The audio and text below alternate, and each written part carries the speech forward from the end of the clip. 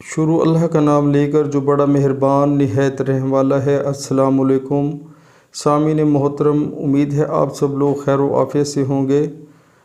دوستو، جملہ تو بہت چھوٹا ہے لیکن اس کی طاقت بہت زیادہ ہے۔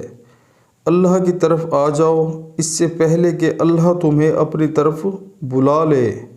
سبحان اللہ۔ پیارے مسلمانوں، اس جو بات ہے، یہ جو بتائی جا رہی ہے آپ کو، اس میں صاف ظاہر ہے ہر انسان عقل مند ہے، باشعور ہے، اس کو پتہ ہے کہ ہم نے سب نے اللہ تعالیٰ کے پاس جانا ہے جو کلمہ گو ہے۔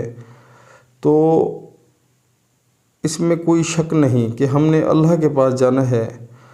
تو جب اللہ تعالیٰ کے پاس ہم نے جانا ہے تو ہم آیا کہ کلمہ پڑھنے کے بعد جتنے بھی اللہ کے حکم ہیں، آیا کہ ان سب پر عمل کرتے ہیں یا عمل کرنے کی کوشش کرتے ہیں، یہ ہمیں خود سوچنا پڑے گا، دیکھنا پڑے گا۔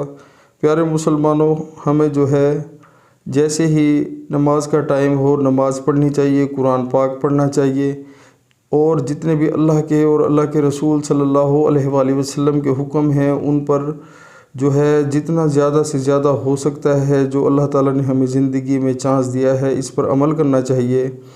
یہ نہ ہو کہ ہم جو ہے اللہ تعالیٰ کے پاس جانے سے پہلے ہی یعنی کہ اس دنیا میں اللہ تعالیٰ ہمیں اپنے پاس اوپر والی دنیا میں یعنی کہ اپنے پاس بلا لے، یعنی کہ ہماری روح قبض ہو جائے۔ تو خدا را ہمیں اس چیز کا خیال کرنا چاہیے۔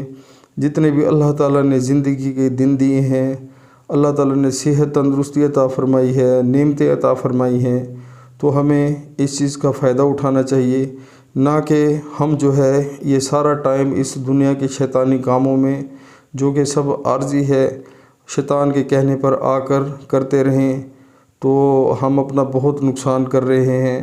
کسی ٹائم بھی اللہ کا بلاوا آ سکتا ہے، تو تب ہمارے پاس بالکل ٹائم نہیں ہوگا۔